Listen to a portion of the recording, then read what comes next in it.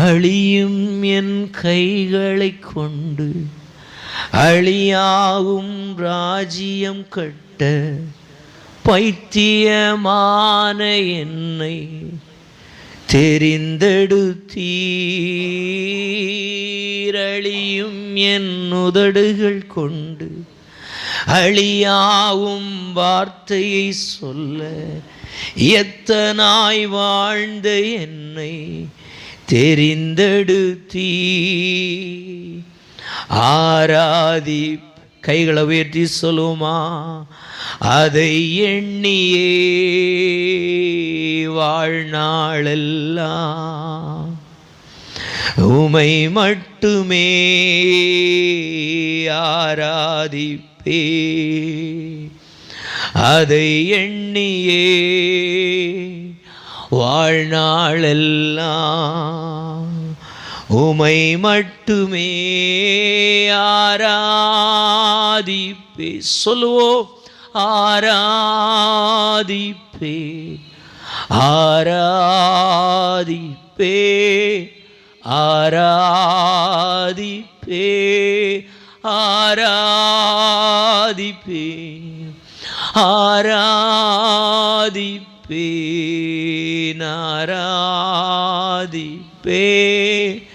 ஆராதிப்பே.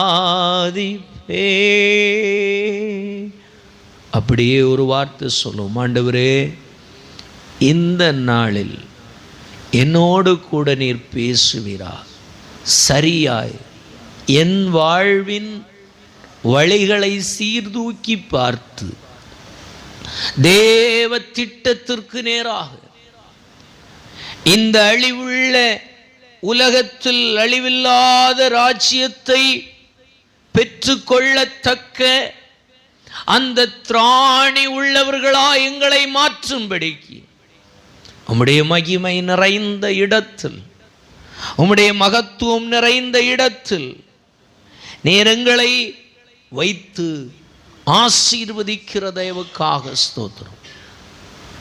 அதற்கென்று எங்களை தகுதிப்படுத்தும், உருவாக்கும், பயன்படுத்தும், அதிகாரப்படுத்தும், அநேகருக்கு ஜீவனுள்ள சாட்சிகளாய் நிறைவுபடுத்தி வைப்பீரா. உம்முடைய வல்ல கரத்தில் ஒப்பு கொடுக்கிறோம். ஆசீர்வதித்து உம்முடைய கிருபையிலே எங்களை வாழ செய்யும்.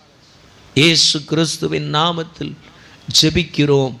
எங்கள் ஜெபம் கேளும் ஜீவனுள்ள நல்ல பிதாவே, ஆமென். அல்லேலூயா, அல்லேலூயா சொல்லுங்களேன், அல்லேலூயா. ஒரு வார்த்தையில் உங்கள் யாவரையும் இயேசு கிறிஸ்துவின் நாமத்தில் வாழ்த்தி வரவேற்கிறேன். இந்த வருஷத்தின் 21 நாள் செப நாட்களின் கடைசி நாளிலே நாம் ஆண்டவருடைய சமூகத்தில் வந்திருக்கிறோம்.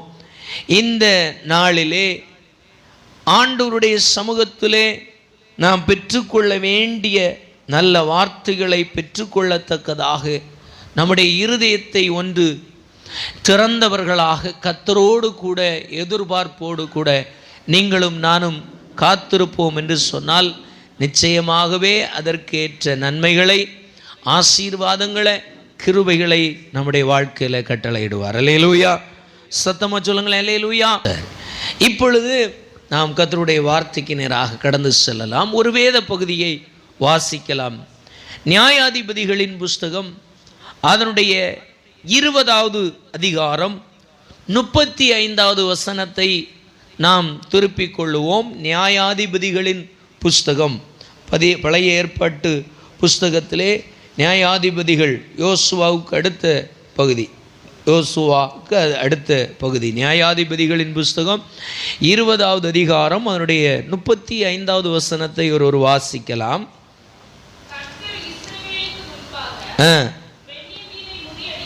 பென்யமீனை முறியடித்தார்.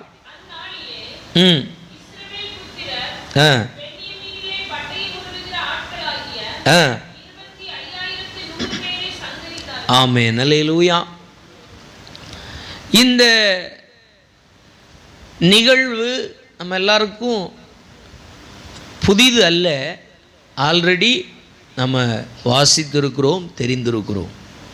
ஆனால் இந்த இடத்தில் சொல்லப்பட்டிருக்கிற காரியத்தை நீங்களும் நானும் அறிந்து கொள்ள வேண்டும்.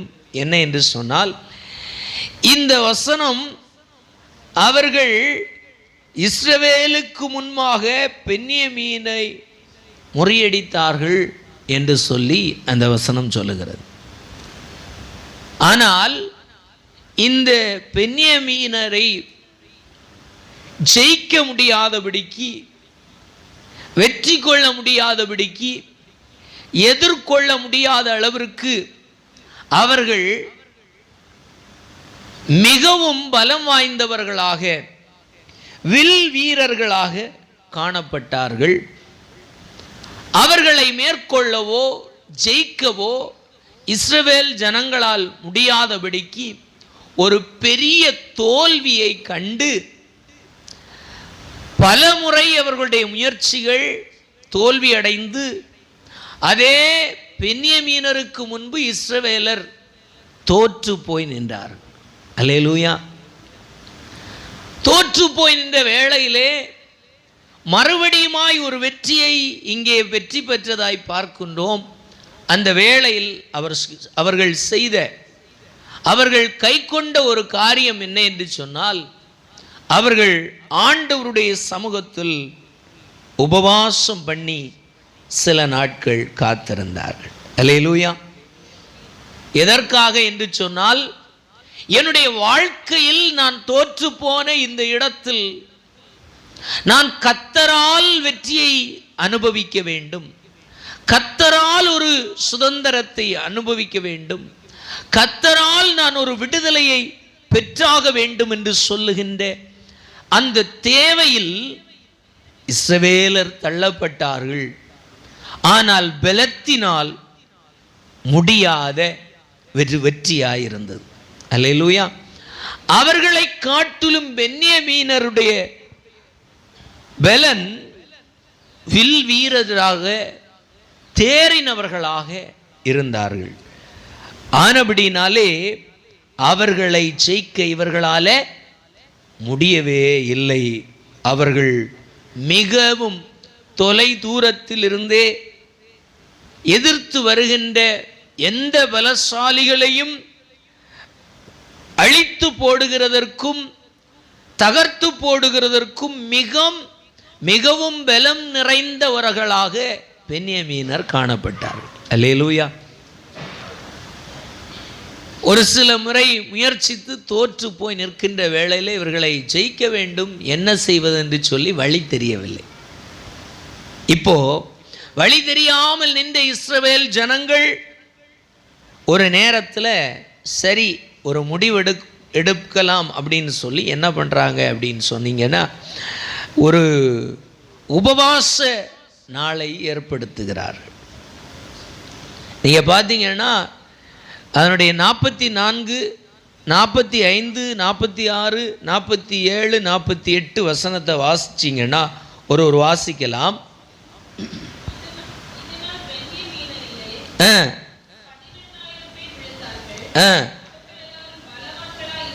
அவர்கள் எல்லாரும் பலவான்களாய் இருந்தார்கள்.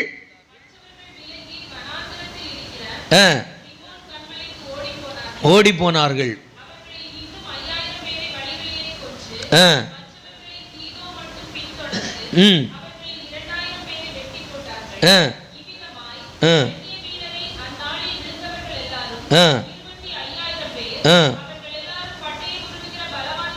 அவர்கள் எல்லாரும் பட்டயமுறுகின்ற பலவான்கள்.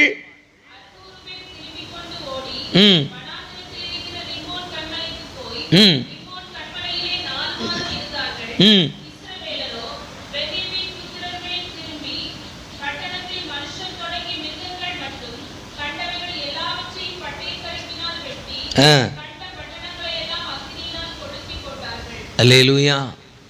இது அவர்கள் பெற்ற வெற்றியை குறிப்பிட்டு காட்டுகிறது.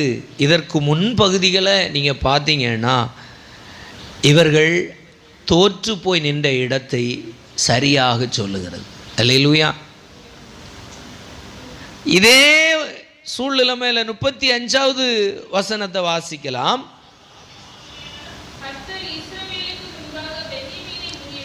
இது அவருடைய வெற்றி துவங்குகிற இடம். அதுக்கு முன்னாடி நீங்க பார்த்தீங்க அப்படின்னா 14வது வசனத்தை வாசிக்கலாம்.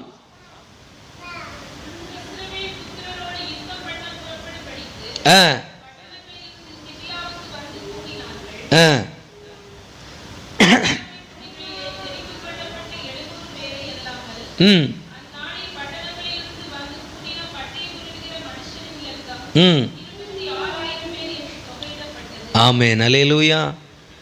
கிபியாயிலே இருந்து இஸ்ரவேல் புத்திரரோடு யுத்தம் பண்ண புறப்படும்படிக்கு கூட்டம் கூடின யாரு? பென்யமீனுடைய எண்ணிக்கை எவ்வளவு? 26,000 பேர். அல்லேலூயா, ஸ்தோத்திரம்.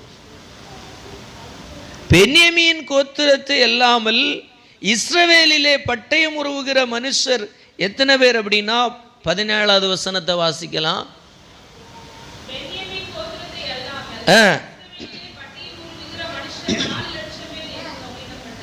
எத்தனை பேர்? 4 லட்சம் பேர். யார்கிட்ட இருக்கிறா? இஸ்ரவேல்ல. ஆனா அங்கே எத்தனை பேர் இருக்காங்க? 26,000 பேர். இந்த ரெண்டு எண்ணிக்கையும் இவ்வளவு வித்தியாசம் இருந்தாலும் இப்போ கிபியாவில் இருக்கிற பென்யமீனரை அழிக்கும்படிக்கு இஸ்ரவேல் ஜனங்கள் எண்ணிக்கையிலே பலத்து அவர்களை அழித்து விடலாம் என்று சொல்லி எளிதாக எண்ணத்தில் நினைத்து வந்து நிற்கிறாங்க. ஆனால் அவர்களால் ஜெயிக்கவே முடியல. அல்லேலூயா, அல்லேலூயா, ஸ்தோத்திரம். என்ன நடந்தது நீங்க வாசிச்சீங்கன்னா, இவர்களை அழிக்கும்படிக்கு புறப்பட்டு போகும் பொழுது அவர்களை ஜெயிக்க முடியாதபடிக்கு தோற்று போன விஷயத்தை, ஸ்தோத்திரம், நீங்க பார்த்தீங்க அப்படின்னா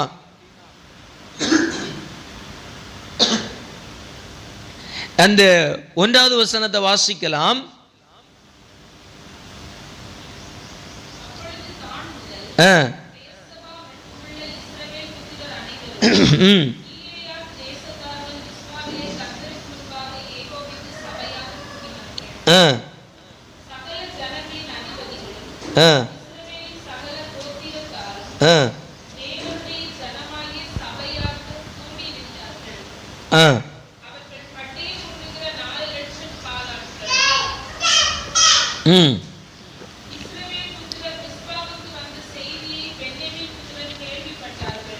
பென்யமீன் கோத்திரத்தார் கேள்விப்பட்டாங்க. வாசிக்கலாம்.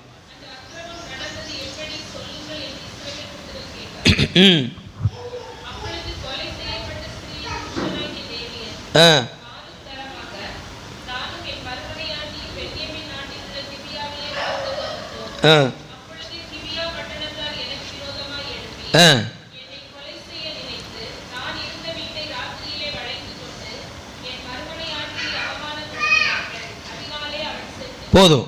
இங்கே நடந்த நிகழ்வுகள் எல்லாம் சொல்றாங்க. இதனால இவர்கள் என்ன செய்ய ஆரம்பிக்கிறாங்க? இவர்களை தண்டிக்க வேண்டும், குற்றம் செய்தவர்களை கொண்டு வாருங்கள் என்று கேட்கிறார்கள். ஆனால் அவர்கள் அதற்கு என்ன பண்ணல? நீதி செய்யவில்லை. அவர்களை தங்களோடு கூட சேர்த்து கொண்டு அவர்களுக்கு ஆதரவாய் நின்றார். இப்போ என்ன பண்ணுறாங்க அப்படின்னா, இஸ்ரவேல் புத்திரர்கள் அவர்களோடு கூட யுத்தம் பண்ணும்படிக்கு, ஸ்தோத்திரம், போய் யுத்தம் பண்ண போகிறாங்க. போகும்போது நடக்கிற விஷயம் 31வது வசனத்தை வாசிக்கலாம்.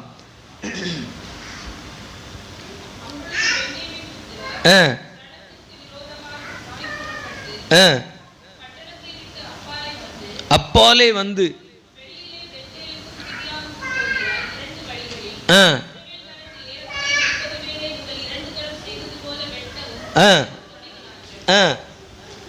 அவர்கள் என்ன செய்யறாங்க? முதல்ல ஜெயித்தது போலவே மறுபடியும் ஜெயிக்கத்தக்கதாக வெட்டுறாங்க. திருப்பி வாசிக்கலாம்.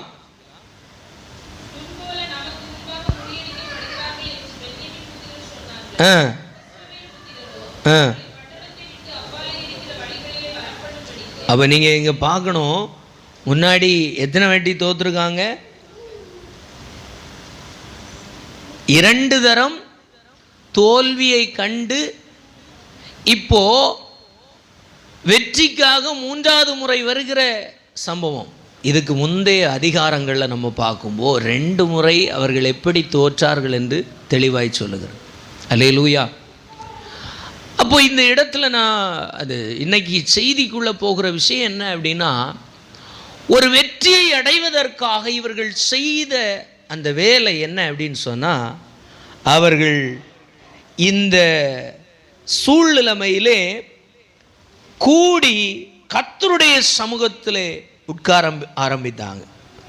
நீங்கள் 25வது வசனத்தை 26வது வசனத்தையும் வாசிக்கலாம். பென்யமீன் கோத்திரத்தாரும்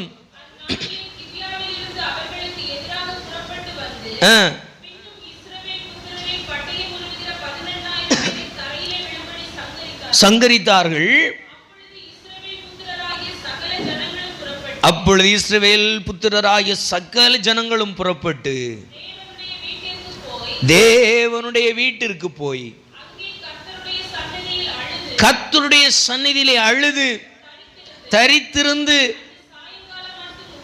சாயங்காலம் மட்டும் உபவாசித்து சர்வாங்க தகன பலிகளையும் சமாதான பலிகளையும் இட்டு கர்த்தரிடத்தில் விசாரித்தார்கள். அல்லேலூயா. அவர்கள் ஒரு பெரிய தோல்வியை 2 முறை ஒரே நபரிடத்தில் தோற்று போய் நின்று கொண்டிருக்கிறார்கள். வழி தெரியல, பலன் இல்லை இவர்களிடத்தில்.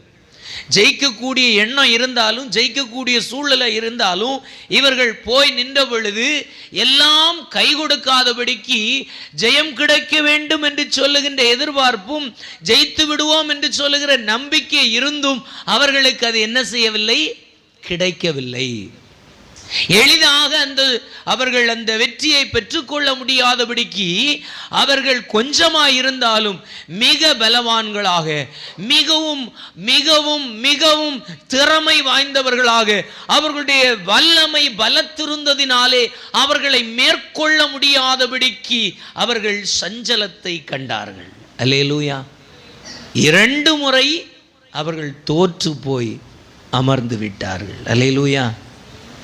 இந்த அமர்ந்த விஷயத்தை தான் நம்ம இன்னைக்கு பார்க்க போறோம். சில நேரம் தேவனுடைய சமூகத்தில் தேவனுடைய பிள்ளைகள் வருகின்ற வெற்றியும் வருகின்ற அற்புதங்களும் நடக்கிற அதிசயங்களும் ஏதோ நம்முடைய திறமையில், நம்முடைய பலத்தில், நம்முடைய சுகத்தில் நாம் பெற்றுக்கொண்டோம் என்று சொல்லி அநேக நேரம் நாம் அறியாமல் ஓடுகின்ற நிலைகள் மனிதனுடைய வாழ்க்கையில் அநேக நேரம் வருகிறது. அல்லேலூயா, ஸ்தோத்திரம்.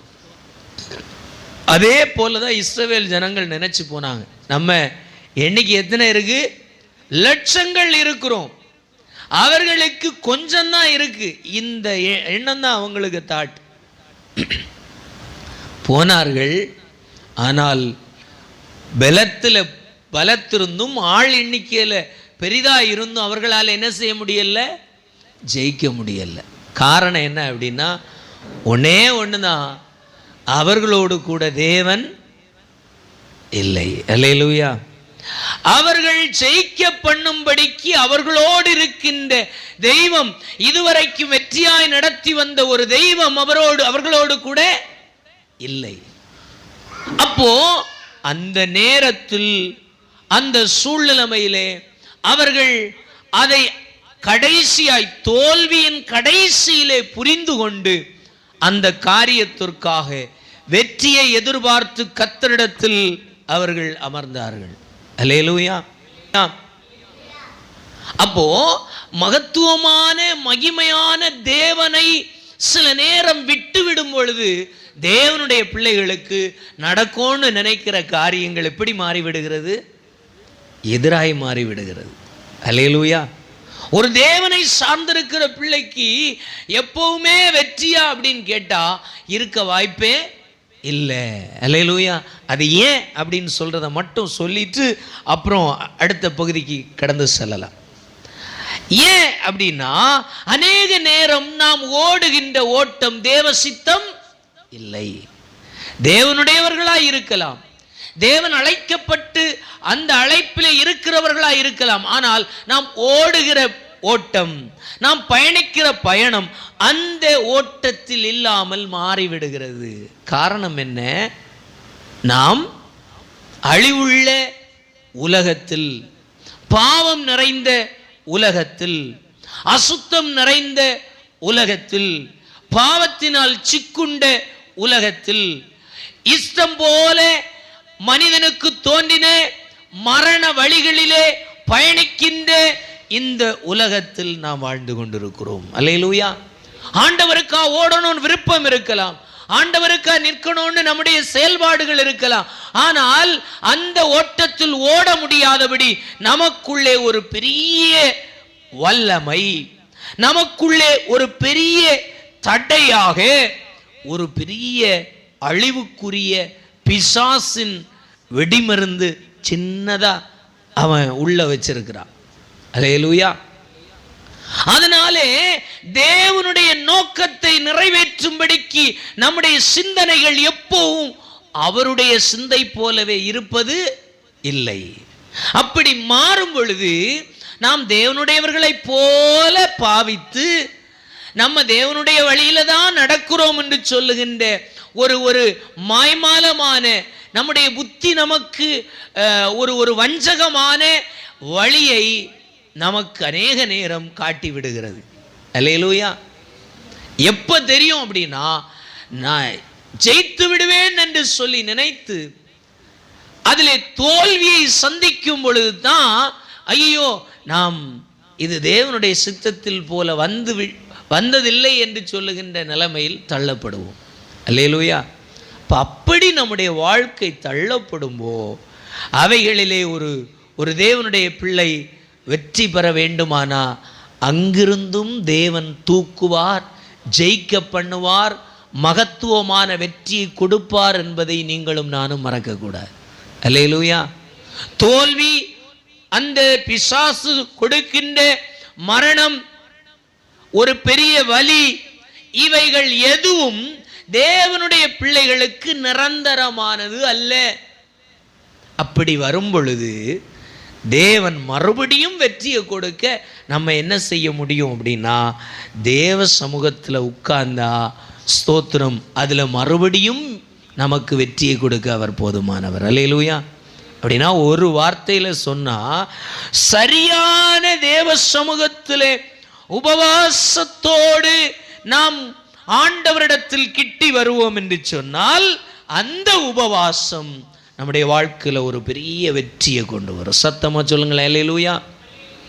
நம்முடைய வாழ்க்கையில சரியான தேவன் விரும்பி இருக்கிற வெற்றியை, மகத்துவத்தை கொண்டு வருகிறதற்கு மிக மிக அடிப்படை ஆதாரமாய் இருப்பது என்ன என்று சொன்னால், தேவனுடைய சமூகத்தில் உபவாசத்தோடு நாம் நம்மை அர்ப்பணிக்கும்போ அவர் நமக்காய் மறுபடியும் நாம் தோற்ற இடத்துல வெற்றியை கொடுக்கிறவராய் இருக்கிறார். அல்லேலூயா. ஸ்தோத்திரம். அப்போ உபவாசம்னா என்ன? இன்னைக்கு நிறைய பேர் உபவாசம்னா என்ன அப்படின்னு நினைக்கிறாங்கன்னா, நம்ம சாப்பிடாம இருக்கிறது தான் உபவாசம். அப்படி அல்ல. அல்லேலூயா. இந்த உபவாசம் என்று சொல்லுகிறது இந்த உலகத்தில் எல்லா மதங்களிலும் இருக்கிறது. நம்ம பார்த்தோம் அப்படின்னு சொன்னால் இந்த உலகத்தில் நிறைய மதங்கள் இருக்கிறது. யூத மதம் இருக்கிறது, புத்தம் இருக்கிறது, ஜைனம் இருக்கிறது, புரொட்டஸ்டாண்ட், நம்ம கிறிஸ்தவ இதில் புரொட்டஸ்டாண்ட் இருக்குது, கிறிஸ்டின் இருக்குது, ரமலான் இருக்குது, இந்து மதம் இருக்கிறது.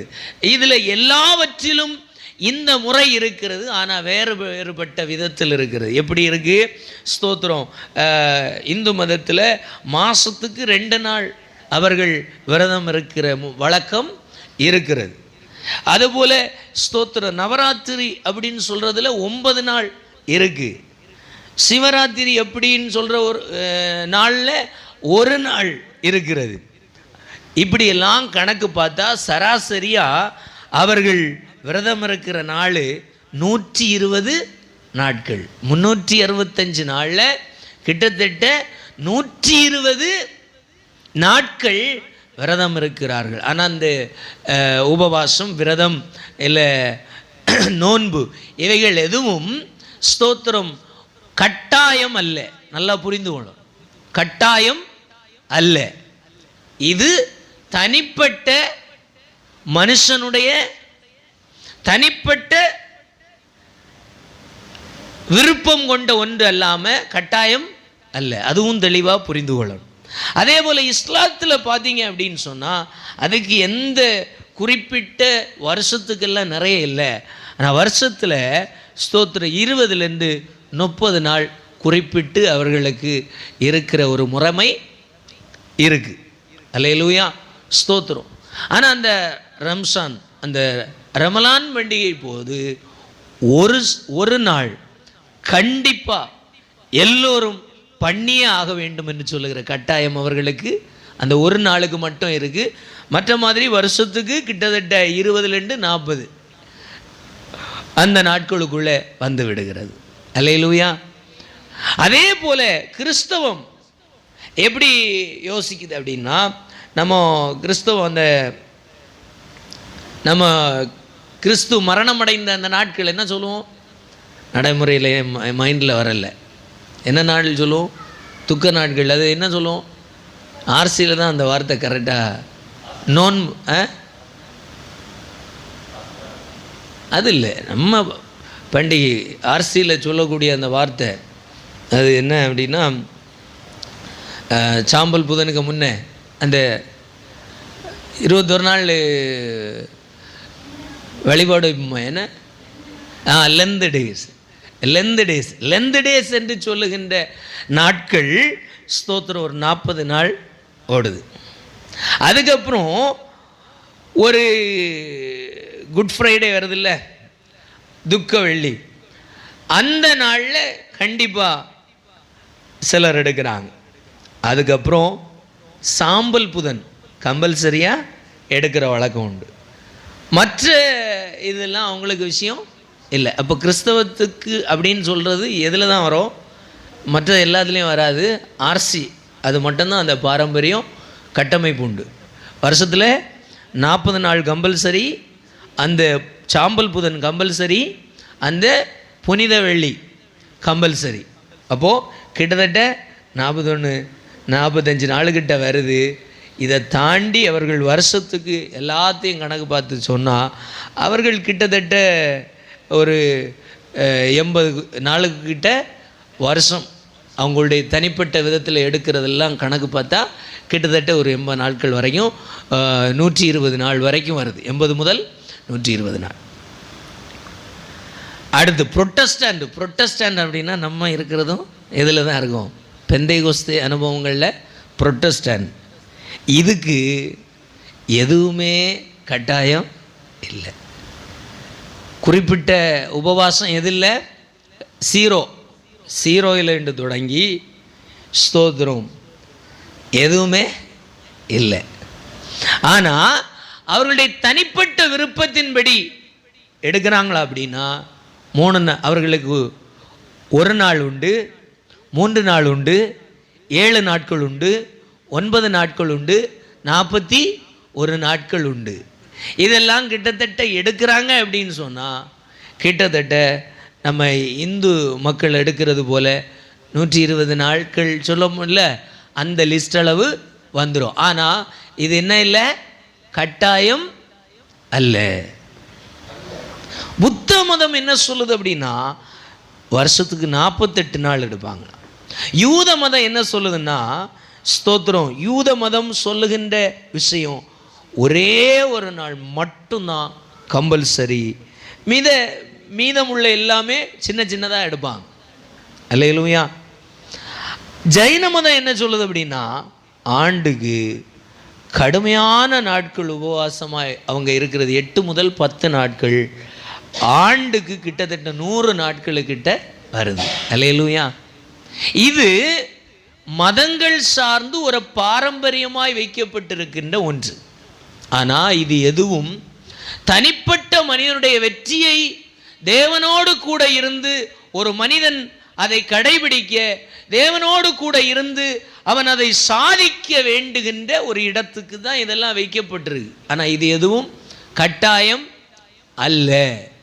அல்லேலூயா.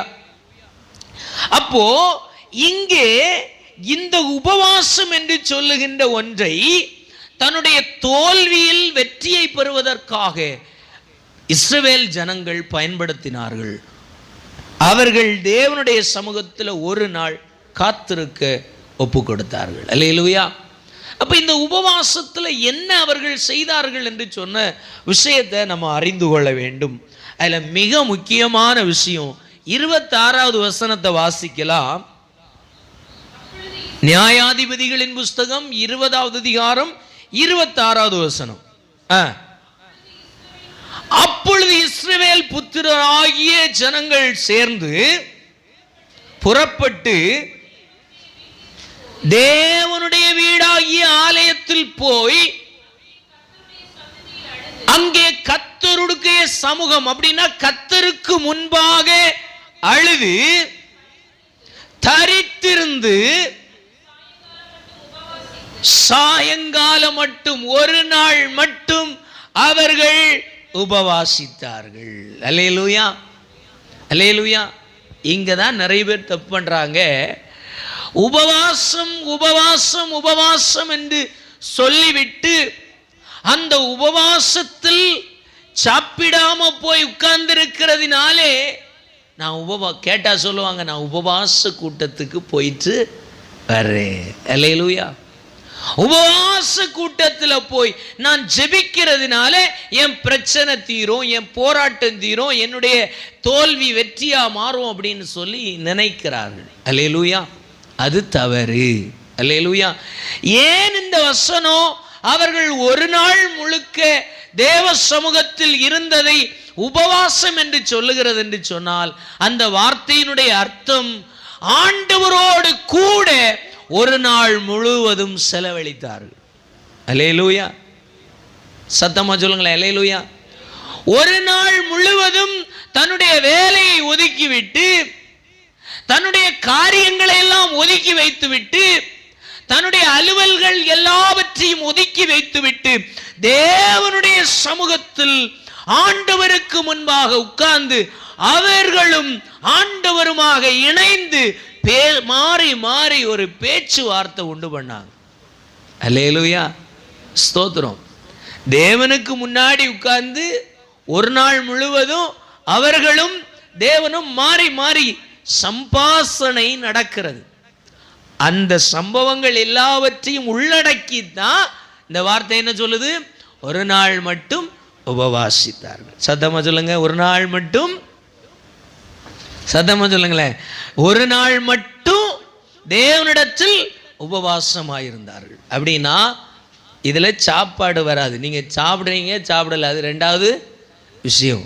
ஆனா இந்த காரியம் ஏன் உபவாசம் என்று சொல்லுகிறதுனா, ஆண்டவருக்கு முன்னாடி போய் உட்கார்ந்து ஆண்டவரோடு பேசுகிறார். அல்லேலூயா, அல்லேலூயா. இதை மாற்றக்கூடாது. முக்கியமான விஷயம் என்ன? ஆண்டவரோடு கூட உட்கார்ந்து அவரோடு கூட பேசுகிற விஷயம்தான் உபவாசமே. அல்லாம சாப்பிடாம நின்று சாப்பிடாம கிடந்து பட்டினி போட்டு சரீரத்தில் நோயை உண்டாக்கி, ஸ்தோத்திரம், அந்த நோயினால நான் உபவாசம் பண்ணி நிறைய நாள் பட்டினி இருந்தேன், அதனால தான் எனக்கு வியாதி, அந்த வியாதி வந்து இந்த வியாதின்னு வந்து சொல்லிட்டு இருக்கிறது அல்ல உபவாசம். அல்லேலூயா. சாப்பாடு நம்ம ஆண்டவரோடு கூட இருக்கிறதற்காக தடையில்லாம இருக்க தவிர்க்கிறதுனால அந்த சாப்பாடும் உபவாசத்தில் ஒரு பார்ட். அல்லேலூயா. அப்போ உபவாசம் என்று சொன்னா என்னெல்லாம் இருக்கு அப்படின்னா, அந்த வசனத்தில் என்னெல்லாம் இருக்கு? ஒரு நாள் மட்டும் தரித்து. சத்தமா சொல்லுங்க. முதல் விஷயம், அவர்கள் ஒரு நாள் மட்டும் தரித்து இருந்தார்கள். தேவனுக்கு முன்னே ஒரு நாள் மட்டும் இருந்தார்கள். அல்லேலூயா. அப்போ ஆண்டவருக்கு முன்னாடி போய் வேற எல்லாத்தையும் தரித்திருந்தார்கள் தெரியும் இல்லை, வேற எல்லாத்தையும் விட்டுட்டு உட்கார்ந்து இருக்காங்க. அல்லேலூயா. அதுதான் உபவாசம். 27வது வசனத்தை வாசிக்கலாம். முக்கியமான விஷயம். அவங்க ஆண்டவருக்கு முன்பாக வந்து உட்கார்ந்துட்டு தங்களுடைய தோல்விக்காக என்ன செய்கிறார்கள்? ஆண்டவரிடத்தில் விசாரிக்கிறார்கள். என் தோல்வி, எனக்கு வந்த பிரச்சனை, எனக்கு வந்த வியாதி, எனக்கு வந்த பலவீனம், எனக்கு வந்த சமாதான கேடு, என் வாழ்க்கையில குறுக்கிட்ட இந்த தீமை எல்லாவற்றையும் மனுஷனிடத்தில் அல்ல, அங்கே இருந்த ஏதோ ஒரு மனிதனிடத்தில் அல்ல, அவர்கள் எல்லோரும் சேர்ந்து ஆண்டவருக்கு முன்பாக உட்கார்ந்து சாப்பிடாம ஆண்டவருடைய சமூகத்தில் தரித்திருந்து அவர் சொல்லுகிறதை கேட்கும்படிக்கு உட்கார்ந்து தரித்திருந்து, மூணாவது அவர் சொல்லுகிறார், கர்த்தரிடத்தில் விசாரிக்கிறார். என்ன செய்ய ஆண்டவரே, நான் தோற்று போனேனே, நாங்கள் தோற்று போனோமே, தோற்று போன இடத்துல வெற்றி கிடைக்குமா, நான் என்ன செய்ய வேண்டும், நாங்கள் என்ன செய்ய வேண்டும் என்று சொல்லுகின்ற அந்த எதிர்பார்ப்போடு கூட உட்கார்ந்திருக்கிறார். அல்லேலூயா. தொடர்ந்து வாசிக்கலாம்.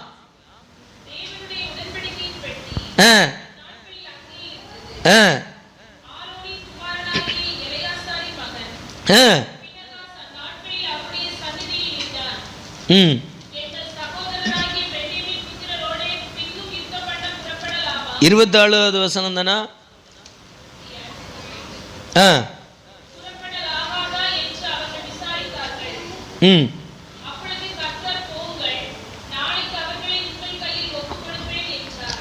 அப்பொழுது ஆண்டவர் சொல்றாரு, நீங்கள் போங்கள், நாளைக்கு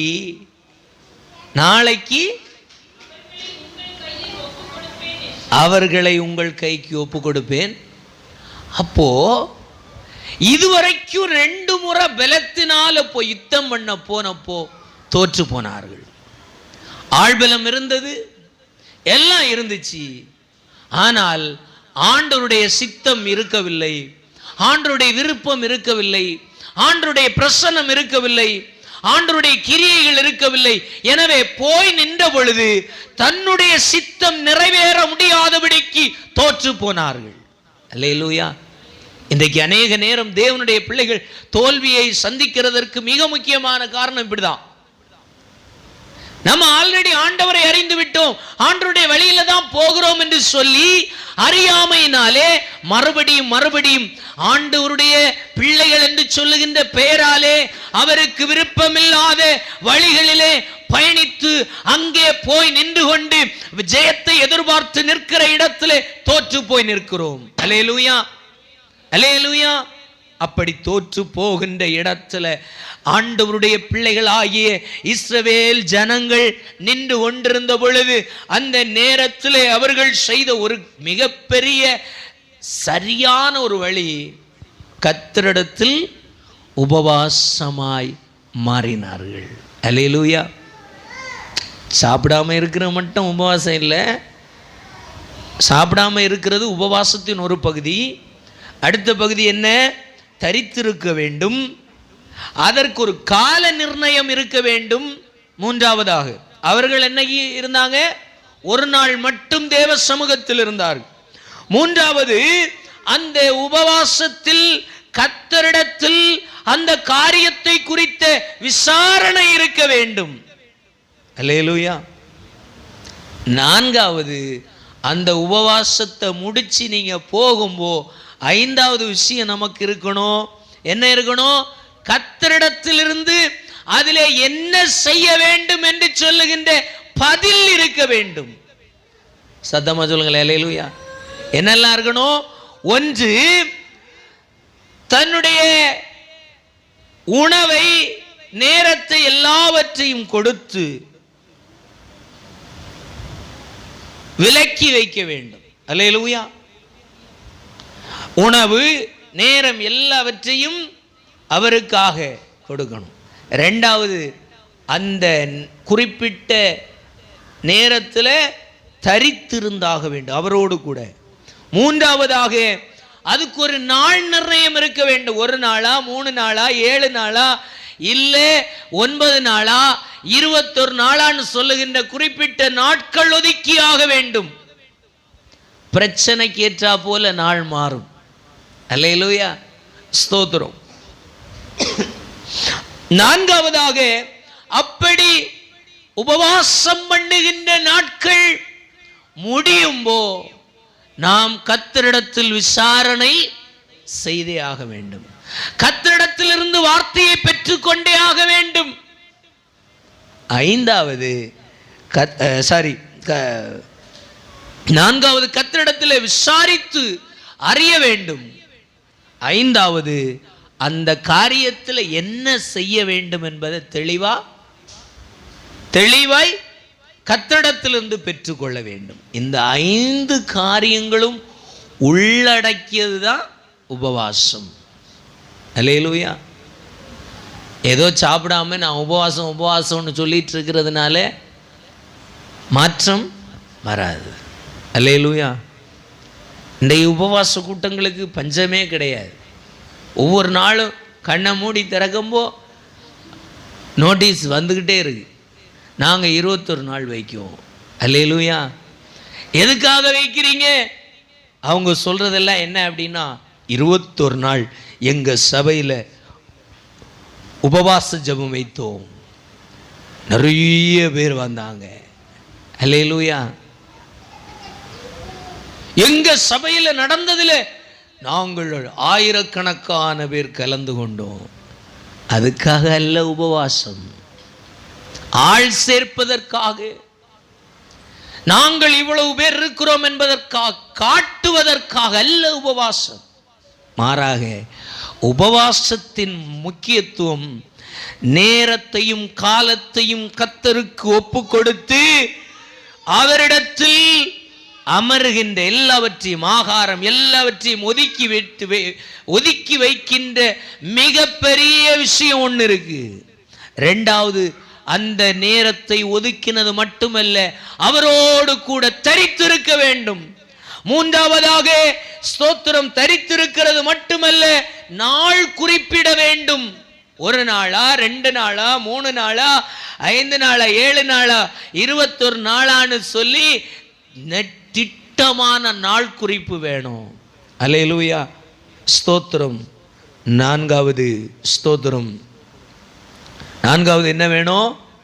கர்த்தரிடத்தில் அந்த காரியத்தை குறித்த விசாரணை இருக்க வேண்டும். என்ன செய்ய வேண்டும்? அல்லேலூயா. 5வது, விசாரித்தால் மட்டும் உபவாசம் முடிந்து விடாது. 5வது, அந்த உபவாசத்திலே அந்த காரியத்துக்குரிய வார்த்தையை நீங்க பெற்றுக்கொண்டாக வேண்டும். செய்யணுமா, செய்யக்கூடாதா? போகணுமா, போகக்கூடாதா? இப்படி செய்யலாமா, இல்லை இப்படி செய்யலாமா என்று சொல்லுகின்ற 5 விஷயங்களை தெளிவாய் நீங்கள் பெற்றுக் கொண்டீர்களே அல்லாமல் உங்கள் உபவாசம் நிறைவுள்ளதாய் இருக்காது. அல்லேலூயா, அல்லேலூயா.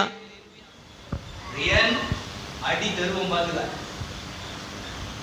உபவாசம் நிறைவுள்ளதா எங்கே மாறுகிறது என்று சொன்னா, இந்த 5 விஷயங்களும் நிறைவு பெற்றால் தான் முடியும். இல்லைன்னா நம்ம எல்லாரும் சொல்றது போல நாங்க உபவாச ஜெபத்தில் ஜெபித்தோம் அப்படின்னு சொல்லலாமே ஒழிய, ஆனால் என்னுடைய வாழ்க்கையிலோ உங்களுடைய வாழ்க்கையிலோ நம்முடைய ஏதோ ஒரு எதிர்பார்க்கின்ற காரியத்திலே மாற்றம் வரவே காரணம் என்ன? நம்ம காத்திருக்கல்ல, நேரத்தை ஒதுக்கல்ல, ஸ்தோத்திரம், நாள் குறிக்கல்ல, கர்த்தரிடத்தில் விசாரிக்கல்ல, அவரிடத்தில் விசாரித்து அவர் என்ன சொல்லுகிறார்னு பெற்றுக்கொள்ளவில்லை. ஆனபடினாலே நாம் அந்த காரியத்தை என்ன செய்ய முடியாது, ஜெயிக்கவே. அல்லேலூயா. ஆனா நாம் ஜெயித்தது போல பல நேரம் உபவாச ஜெபங்களிலே நமக்கு நிறைய சாட்சிகளை எல்லாம் சொல்லி என்ன சொல்லுவாங்க பாருங்க, இப்படியெல்லாம் ஆண்டவர் உபவாச ஜெபத்தில் நடந்திருக்கிறது. இதுதான் நம்மை போல, ஸ்தோத்திரம், நம்மை விட யாரும் இப்படிப்பட்ட அற்புதத்தை எல்லாம் பார்க்கலன்னு சொல்லி யாருக்கோ 1 2 பேரு 4 5 பேரு 10 15 பேருக்கு நடந்ததை சொல்லி சாட்சியை சொல்லி நம்மை முட்டாளாக்கி விடுவார்கள். அல்லேலூயா. உபவாச ஜெபம் அதற்காக அல்ல, நீங்கள் தனிப்பட்ட விதத்தில் ஜெயத்தை பெற்றுக்கொள்ளும்படிக்கு உபவாசம் பண்ண வேண்டும். அல்லேலூயா. கிறிஸ்தவ வாழ்க்கையிலே வேதம் சொல்லுகின்றது, பிரச்சனைக்கு தகுந்தாற் போல இந்த வேதம் சொல்லுகிறது. ஒரு நாள் உபவாசம் இருக்கிறது, 3 நாள் உபவாசம் இருக்கிறது, 7 நாள் உபவாசம் இருக்கிறது, 21 நாள் உபவாசம் இருக்கிறது, 41 நாட்கள் உபவாசம் இருக்கிறது. அல்லேலூயா. பிரச்சனைக்கு தகுந்தாற் போல, போராட்டத்திற்கு தகுந்தால் போல, சூழ்நிலைமைக்கு தகுந்தால் போல நன்மையை நீங்கள் பெற்றுக்கொள்ளும்படி, தேவ சித்தத்தில் நீங்கள் ஜெயிக்கும்படிக்கு, இவை எல்லா வழிகளிலும் நீங்கள் ஜெயிக்க வேண்டியது அவசியமாயிருக்கிறது. ஆனால் இவைகள் எல்லாம் அவசியமான ஒன்று என்று சொல்லி தெரிந்திருந்தும் ஏதோ போனோம், ஏதோ வந்தோம், ஏதோ உட்கார்ந்தோம், நாங்க ஜெபம் பண்ணோம், ஆண்டவர் எங்களுக்கு செய்வார் என்று சொல்லுகிறதே, சாட்சி சொல்லிட்டு போகிறதற்காக உபவாசம் ஆண்டவருடைய பிள்ளைகள் பண்ணவில்லை. அல்லேலூயா. வெற்றி எடுத்தார்கள், சுதந்தரித்து கொண்டார்கள். நேரத்தை ஒதுக்கி இருப்பாங்கன்னா அதை பெறுகிறது வரைக்கும் காத்திருந்து பெற்றுக்கொண்டார்கள். அல்லேலூயா. நீங்க பாத்தீங்கன்னா தானியேல் என்று சொல்லுகிற மனுஷன் ஜெபம் பண்ண உட்கார்ந்தான், கர்த்தரிடத்துல ஒரு காரியத்தை விசாரிக்க உட்கார்ந்த முதல் நாளிலேயே ஆண்டவர் தம்முடைய தூதனை அனுப்பிவிட்டார். ஆனால் அந்த தூதன் அங்கிருந்து புறப்பட்டு தானியேலிடத்தில் வந்து சேருகிறதற்கு 21 நாள் ஆனது. அல்லேலூயா. மனுஷ கணக்கிலே ஆண்டவர் அனுப்பின தூதன் அனுப்பப்பட்ட தானியேலிடத்திலே வந்து சேருகிறதற்கு 21 நாட்கள் ஆனது. கடைசி தானியேல் செத்தவன போல விழுகின்ற, பலன் இல்லாம சரீரத்தில் முழு பலனை இழந்து விழுகிற நேரத்தில் கர்த்தர் தூதனை அனுப்பினப்போ வந்து சேர்ந்தது 21வது நாள். அவன் பலனெல்லாம் முடிஞ்சு போனப்போ வந்து சேர்ந்து சொல்றான், நீ ஜெபிக்க உட்கார்ந்த போவே கர்த்தரால் கட்டளை பெற்று நான் புறப்பட்டு வந்தேன். ஆனால் நான் வந்த வழியிலேயோ உன்னுடைய எல்லைக்குள்ளே, பெர்சிய ராஜ்யத்தின் எல்லைக்குள்ளே என்னை வரவிடாதபடிக்கு தடை செய்யும்படிக்கு பெர்சிய ராஜ்யத்தின் அதிபதி என்னை தடை செய்தான். அல்லேலூயா. நல்ல கவனிக்கணும். பெர்சிய ராஜ்யத்தின் அதிபதி என்னை தடை செய்தான். தடை செய்ததினாலே நான் வர்றதுக்கு இந்த 21 நாள் வந்து, 21 நாள்ல நான் வந்து சேர்ந்ததுக்கும் ஒரு காரணம் இருக்கு. என்னால இவனோடு கூட யுத்தம் பண்ண முடியவில்லை. ஆனபடியினாலே கர்த்தரிடத்தில் துணை கேட்ட பொழுது கர்த்தர் மிகாவேல் என்று சொல்லுகிற தூதனை எனக்கு துணையா அனுப்பி, அவன் அங்கே பெர்சிய ராஜ்யத்தின் அதிபதியோடு யுத்தம் பண்ணிட்டு இருக்கிறான். உன்னுடைய காரியத்தை பார்க்க நான் வேகமா உனக்கு செய்தியை கொண்டு வர்றதுக்காக நான் வந்திருக்கிறேன் அப்படின்னு சொல்லிட்டு வேகமா ஆண்டவர் கொடுத்த வார்த்தைகளை தானியேலுக்கு கொடுக்கின்றான். அல்லேலூயா. எப்ப ஆண்டவர் அனுப்பினாரு? அவன் ஜெபிக்க உட்கார்ந்த போவே, கர்த்தரிடத்தில் அமர்ந்த பொழுது, கர்த்தரிடத்தில் நேரம் ஒதுக்கின பொழுது, என்னைக்கு வந்து சேர்ந்தா 21 நாள் கழிச்சு 21வது நாள்ல வந்து நிற்கிறான். அவன் சொல்லுகின்றான், தானியேல் கண்ணால் பார்க்காத தடையை யார் பார்த்தார்? செய்தி கொண்டு வந்த தூதன் பார்த்தான். பார்த்தவன் அதோடு கூட 20 நாள் போராடி 21வது நாள்ல வந்து சேர்ந்திருக்கிறான். அல்லேலூயா. அப்ப தேவனுடைய பிள்ளைக்கு பிரச்சனை இருக்கா, போராட்டம் இருக்கா, பாடுகள் இருக்கா, அவமானம் இருக்கா, நிந்தைகள் இருக்கா, தடைகள் இருக்கான்னா இருக்கு. நம்ம கண்ணில் பார்க்கிற பிரச்சனை அல்ல, அதை தாண்டி ஒரு பிரச்சனையோடு நாம் போராடி கொண்டிருக்கிறோம். அதனால தான் சொல்றோம், ஆண்டவருடைய சமூகத்திலே அழைக்கப்பட்டிருக்கிற அந்த அழைப்பின் உன்னதமான நோக்கத்தை நீங்களும் நானும் நிறைவேற்றும்படிக்கு தேவன் இல்லாம ஓடி, பலத்தை கொண்டு ஓடி, சத்துவத்தை கொண்டு ஓடி, ஆள் பலத்தை கொண்டு ஓடி ஜெயிக்க முடியாது. ஒருவேளை ஒரு மனுஷனை ஜெயித்துடலாம், ஆனால் தேவ சித்தத்தில் நாம் ஓடிவிட முடியாது. அல்லேலூயா. இங்கே இஸ்ரவேல் ஜனங்கள் ஆள்பலத்தில் போகிறாங்க, ஜெயிக்க முடியல. 2 முறை போகிறாங்க, 2 முறையும் தோத்தப்போ தான் ஒரு உணர்வு வந்துச்சு, ஐயோ நம்ம ஆண்டவர்கிட்ட விசாரிக்கவே இல்லை அப்படின்னு சொல்லி ஒரு நாள் முழுசும் உட்கார்ந்து அவர்கள் ஆண்டவருடைய சமூகத்தில் தங்களை தாழ்த்தி ஆண்டவரிடத்தை கேட்கும்போது ஆண்டவர் திருப்பியும் வார்த்தையை கொடுத்து அனுப்பி விடுகிறாரு. அனுப்பி விடம்ப ஈஸியா வெற்றி பெற்றாங்க. அப்ப ஆள்பலத்தில் அல்ல, இப்பொழுது அவர்கள் போகிறது வார்த்தையோடு கூட போகிறார்கள். வார்த்தை கொடுத்த ஆண்டவர் பலத்திலே போகிறார்கள். ஆண்டவர் அவர்களுக்காக யுத்தம் செய்ய பலமாய் இறங்கி நிற்கிறதை அவர்கள் உணர்ந்தார்கள். அல்லேலூயா. இப்போ வெற்றி எங்கே இருக்கிறது அப்படின்னா, ஆண்டவருடைய சமூகத்தில் ஆண்டவரால் அழைக்கப்பட்டவன் சரியா கனெக்ட் ஆகி இருந்தா ஆண்டவர் பலமான கிரியைகளை செய்கிறார். வாசிக்கலாம். 2 நாளாகமத்தின் புஸ்தகம் 7வது அதிகாரம் 14வது வசனம் சொல்லுகிறது. வாசிக்கலாம். 2 நாளாகமத்தின் புஸ்தகம் 7வது அதிகாரம் 14வது வசனம் சொல்லுகிறது, என் நாமம் என் பெயரை பொறித்திருக்கிற என் ஜனங்கள் தங்களை தாழ்த்தி ஜெபம் பண்ணி என் முகத்தை தேடி தங்கள் பொல்லாத வழிகளை விட்டு திரும்பினால் அப்பொழுது பரலோகத்தில் இருக்கிற நான் கேட்டு அவர்கள் குற்றங்களை மன்னித்து, குறைவுகளை மன்னித்து, அக்கிரமங்களை மன்னித்து, அநியாயங்களை மன்னித்து, அவர்கள் பாவங்களை மன்னித்து, அவர்கள் வாழ்ந்திருக்கிற தேசத்தில் சேமத்தை, சமாதானத்தை, அன்பு, பூரணத்தை, பரிபூரணத்தை, மன நிறைவை, மன நிம்மதியை அவர்களுக்குள்ளே ஆண்டவர் கட்டளையிடுகிறார். சத்தமா சொல்லுங்களேன், அல்லேலூயா. அப்போ உபவாசத்தில் என்ன இருக்கணும்னு இந்த வசனமும் என்ன சொல்லுது? பொல்லாத வழியை விட்டு திரும்பணும், கர்த்தரிடத்தில் வரணும் அப்படிங்கிறது தான் சொல்லுது. எல்லாமே நம்ம பெரிய ஒரு பேர் எடுக்கிறதுக்காக உபவாச கூட்டம் நடத்துறது உபவாச கூட்டமே அல்ல. அல்லேலூயா, அல்லேலூயா. நீங்கள் இந்த உபவாச நாளில் என்ன ஆண்டவரிடத்தில் பெற்றுக்கொண்டீர்கள்? அல்லேலூயா. பெற்றுக்கொள்ற வழி இதுதான். தரித்திருந்தாக வேண்டும், ஆகாரம் சில காரியத்தை எல்லாம் ஒதுக்கி வச்சாகணும், நாள் குறித்து உட்காரணும், கர்த்தரிடத்தில் கேட்கணும், அவர் சொல்றத கேட்டு பெற்றுக்கொண்டால் அந்த உபவாசம் வெற்றியுள்ள உபவாசம். அல்லேலூயா. நமக்கும் ஆண்டவருக்கும் வந்த இடைவெளியை சீர்படுத்துகிறதற்காகத்தான் உபவாசம். நான் 21 நாள் உபவாசித்தேன், அதனால் எனக்கு கூட ஆண்டவர் பலமாக இருக்காருன்னு சொல்லி இன்னொருத்தண்ட போய் மோதுறதுக்கு அல்ல. அல்லேலூயா. கர்த்தர் தம்மை வெளிப்படுத்துகிறதற்காக நம்மை ஆண்டவருடைய சமூகத்தில், நம்மை குறைவுகளை ஆண்டவருடைய சமூகத்தில் அர்ப்பணிக்கின்ற நாட்கள் தான் உபவாசம். அல்லேலூயா.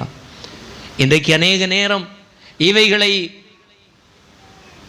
நல்லது போல காண்பித்து, இதெல்லாம் சரி போல காண்பித்து, யாரோ ஒருவருடைய எண்ணங்களை திணித்து உபவாசங்கள் நடந்து கொண்டிருக்கிறது.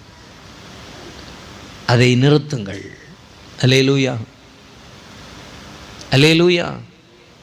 உங்களை மாற்ற தேவ சமூகத்தில் உட்கார்ந்து கேளுங்கள்.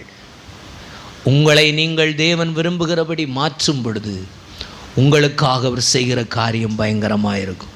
இப்போ வாசிக்கலாம் மறுபடியும் 35வது வசனம்.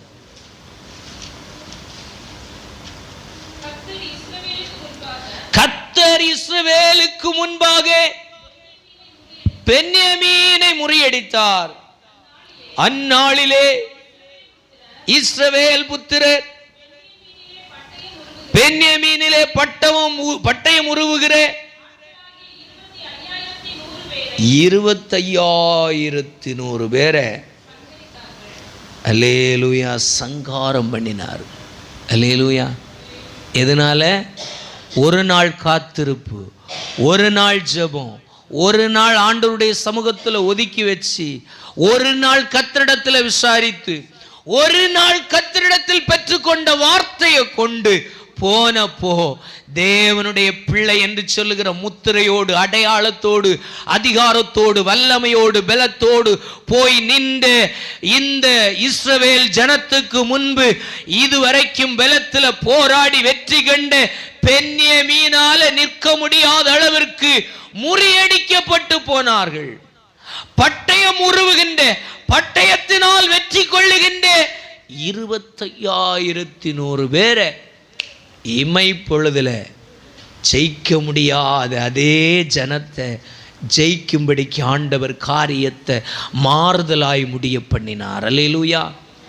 இன்றைக்கு மறுபடியும் சொல்லுகிறேன், இந்த உபவாச கூட்டங்கள், உபவாச ஜெபங்கள் எதற்காக என்று சொன்னால், ஏதோ யாருக்கோ நடந்தது அப்படின்னு சொல்லுகிற ஒரு காரியத்தை, 4 காரியத்தை 10 சாட்சிய சொல்லி அதனால ஆண்டவர் என் கூட இருக்கிறார் என்று சொல்லுகிற பெருமை பேசி தெரிய அல்ல, நம்மை சீர்படுத்தும்படிக்கு கர்த்தரிடத்தில் ஒப்பு கொடுக்கும்படி.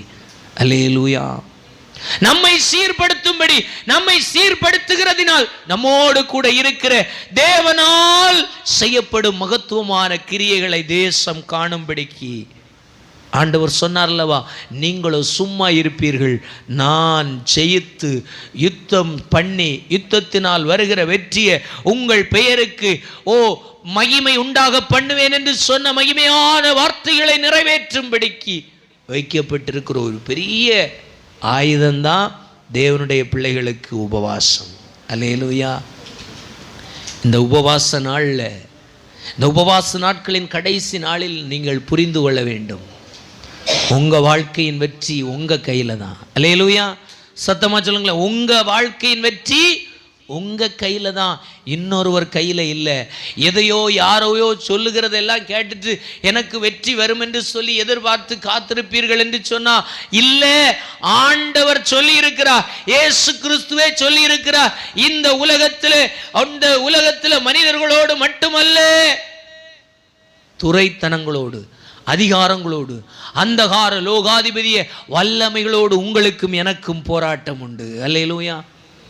ஆண்டவர் தெளிவாக சொல்லியிருக்கிறாரு, தெளிவாக சொல்லியிருக்கிறாரு, உபவாசத்தினாலும் ஜெபத்தினாலுமே அன்றி இந்த வகை பிசாசை ஜெயிக்க முடியாது. சத்தமாக சொல்லுங்க, ஜெபத்தினாலும் உபவாசத்தினாலுமே அன்றி இந்த சாதி பிசாசை ஜெயிக்க முடியாது. உங்கள் வாழ்க்கையில் இருக்கிற பிரச்சனை எந்த உபவாசத்தில், எப்படிப்பட்ட ஆண்டவருடைய பலத்தில் மாற்ற போகிறீங்க அப்படிங்கிறது உங்கள் கையில் இருக்கிறது. முடிவு உங்கள் கையில் இருக்கிறது. தீர்மானம் உங்கள் கையில் இருக்கிறது. பொருத்தனை உங்கள் கையில் இருக்கிறது. வெற்றி உங்கள் கையில் இருக்கு. நீங்கள் எடுக்கிற தீர்மானம், நீங்கள் எடுக்கிற பொருத்தனை, நீங்கள் உட்காருகிற நேரம் தான் உங்கள் வாழ்க்கையில வெற்றியை கொடுக்குமே அல்லாமல் வேறொரு இடத்துல அலைந்து திரிகிறதுனாலே கிடைக்காது. நிறைய பேர் சாட்சியை பார்த்து ஏமாந்து விடாதீர்கள். நமக்கு யாரோ ஸ்தோத்திரம், யாரோ வாங்கி கொடுத்துருவாங்க. இல்லை, யாரும் வாங்கி கொடுக்குற பிரமாணம் எங்கேயும் சொல்லப்படலை. அல்லேலூயா. அதனால தான் நான் சொன்னேன், இந்த விரதங்கள், இந்த ஸ்தோத்திரம், நோன்புகள், இந்த உபவாசங்கள் எல்லாம் தனி மனிதனை சார்ந்ததே அல்லாமல் யாருக்கு கட்டாயப்படுத்தி எம்மதமும் நிர்ணயிக்கவில்லை. அந்தந்த மதங்கள் ஒரு அடையாளத்துக்காய் நடக்கிறதே அல்லாமல் அதை எதுவும் யாரும் கம்பல் பண்ண முடியாது. அது தனி மனிதனுடைய வாழ்க்கையின் வெற்றியை பொறுத்து, நடைமுறையை பொறுத்ததே அல்லாமல் வேறொன்று இல்லை. அல்லேலூயா. சத்தமாக சொல்லுங்கள் அல்லேலூயா. இப்போ நீங்கள் தீர்மானிச்சுக்கிடுங்க, இனி உபவாசம் பண்ணும்போ சரியாக தெளிவாய் கர்த்தரிடத்தில் உட்கார்ந்து கர்த்தர்கிட்ட கேட்டு, கர்த்தருக்காக சிலவற்றை ஒதுக்கி வைத்து, கர்த்தரிடத்தில் விசாரித்து கர்த்தருடைய வார்த்தையை பெற்றுக்கொள்ள வேண்டும் என்கின்ற நோக்கத்தோடு உபவாசம் பண்ணுங்கள். அல்லேலூயா. அதுவே வெற்றி உள்ள உபவாசம். இங்கே பென்யமீனர் வெற்றி கொள்ள முடியலைன்னு சொல்லி இஸ்ரவேலர் காத்திருந்தார்கள். சரியாய் காத்திருந்த பொழுது கர்த்தர் அவர்களுக்காக எந்த இடத்துல 2 முறை தோற்றார்களோ, எந்த இடத்துல 2 முறை தோற்று போனார்களோ, எந்த இடத்துல 2 முறை அவங்களால நிற்க முடியலையோ, அதே இடத்துல 3வது முறை போகும்போ அவர்களை வெற்றி சிறக்கும்படிக்கு தேவன் தம்முடைய கரத்தை இஸ்ரவேலோடு கூட பலமாய் வெளிப்படுத்தினார். அப்போ இதுவரைக்கும் வெற்றி கிடக்க முடியாத காரணமே கர்த்தருடைய விருப்பமும் கர்த்தருடைய பிரசன்னமும் இல்லாததுதான். அல்லேலூயா. அவங்களுக்கு பலன் குறைஞ்சதுனால இல்லை, ஆண்டவர் கூட இல்லாத ஒரே ஒரு விஷயம்தான். அப்போ தேவனுடைய பிள்ளைகளே, நீங்கள் வெற்றியாய் வாழ, வெற்றியாய் நடக்க, வெற்றியாய் ஓட, வெற்றியாய் சாட்சிகளை எழுப்ப பண்ண வேண்டுமானால் நீங்கள் கர்த்தரோடு கூட நடக்காம இருந்தால் அதை செய்யவே முடியாது. நாம் ஜெபிக்க போகிறோம். அப்படி இருக்கிற இடத்துல கண்களை மூடி ஆண்டவருடைய சமூகத்தில் ஒரு வார்த்தை, ஒரு தீர்மானம் எடுப்போமா? ஆண்டவரே, இனி நாங்கள் உபவாசிக்கிற நாட்கள், உபவாசிக்கிற நேரங்கள், ஆண்டவரே உம்முடைய விருப்பமான, உம்முடைய சித்தமான, உம்முடைய காரியங்களை தெளிவாக நாங்கள் நிறைவேற்றத்தக்கதாக புத்தியுள்ள ஆராதனை, புத்தியுள்ள உபவாசம், புத்தியுள்ள ஆண்டவரே நிலையிலே நாங்கள் அவைகளை மேற்கொள்ளத்தக்கதாக, ஒரு சபைக்காக, ஒரு சங்கத்துக்காக, ஏதோ ஒரு போகணுமேன்னு சொல்லுகிற ஒரு முறைமைக்காக அல்லாமல் சரியாக தேவனோடு இணைக்கப்பட்டு, தேவனோடு சேர்க்கப்பட்டு, தேவனோடு கூட ஸ்தோத்திரம் ஆண்டவரே உபவாசத்தோடு காத்திருந்து வெற்றியை சுதந்தரித்துக் கொள்ள என் தேவன் உதவி செய்வீராக.